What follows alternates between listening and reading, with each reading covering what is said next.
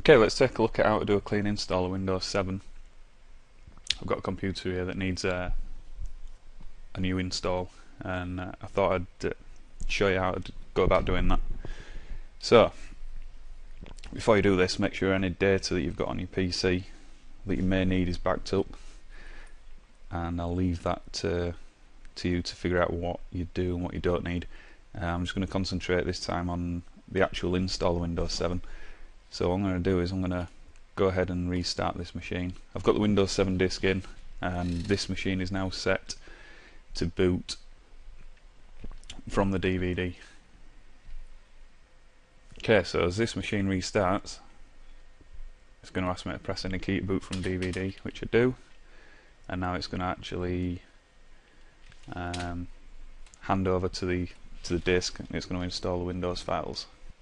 Okay, it's now going to start Windows, and it's going to actually boot from the disk and give us the options to install. I'm going to cut this video due to the fact that I don't want to, produce a 1.5 hour video. So I'll show you the important parts and edit the rest out. Okay, here we go. It's going to ask us for our language, and I'm in the UK, so we'll just switch that to UK and then hit next.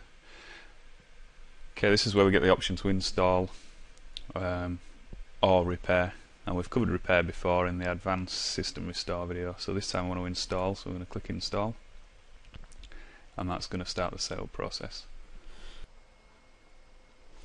Okay, we've now got to accept the license terms, and then have a read through these. I've installed Windows enough times to know what it says. We'll click on next. So we're going to do a custom, the advanced one. This is due to the fact that I want to wipe this drive. I want to do a format of it, and you'll see here that we've got a 10 gig drive here. This is a virtual machine. It's not a full-blown PC, which is why it's only got a 10 gig hard drive in. So I want to go to drive options. This is going to give me the options now to format the drive. So we make sure, and this is very important, make sure that if you have got multiple drives in here, that you are going to format the correct drive. It's just going to tell us it might, partition might contain recovery files. Click OK. I'm OK with that. So it's now going to format the drive. Okay, so now that's formatted, click on next, and this will begin the install. It's going to copy the files, and it's going to go through the install, and this is where I'm going to cut the video, otherwise we will be here for the next hour. Okay, Windows will restart, and when it does, once it's expanded all the files, before it goes into the install, when you get the screen coming up saying you want to boot from CD or DVD, don't press any key, let it boot through, and then it'll continue with the setup. Okay, again you'll see that the computer is going to reboot again, and at this point again don't press any key, let it boot through. If you press any key, you're just going to go into a loop and you'll go back and start again basically. So we'll let Windows restart. Okay, once we get through the main bulk of the install, we're going to be asked for a few details. So we're going to add as name here.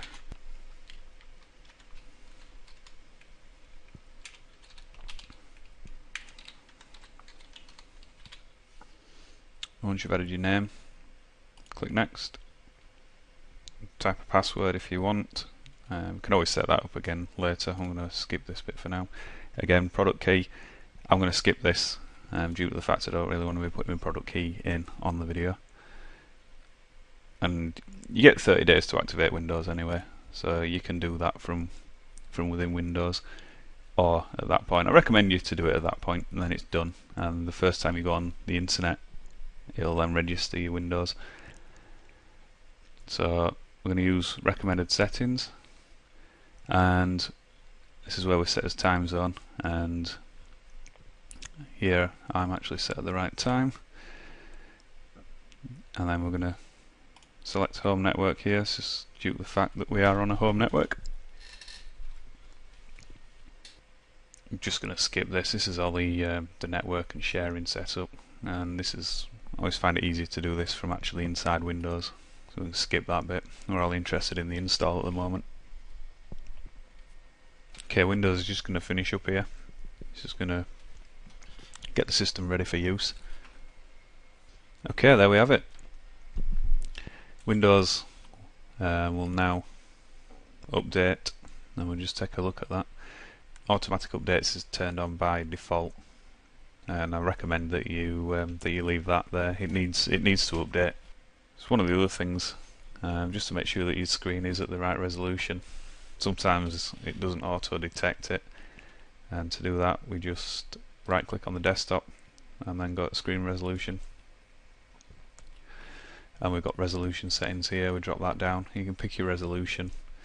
A lot of the times Windows will detect this. Again, this is a virtual machine, so I've just had to change this, and you just select your screen, click apply and click OK. It'll give you the option to keep your settings or to revert to the new ones.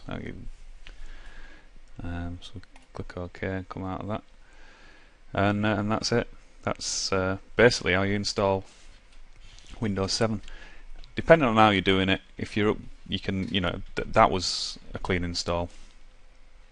There's also, you can do like repair installs, where it'll keep all your data and it'll put that in a separate file. But again, I may cover that in another video later on. This is just how to do a clean install, format your hard drive, and install Windows. Like I say, most important thing, make sure your data's backed up before you do anything. If you've got any important files or folders on your computer that you'd like to keep, and that's it.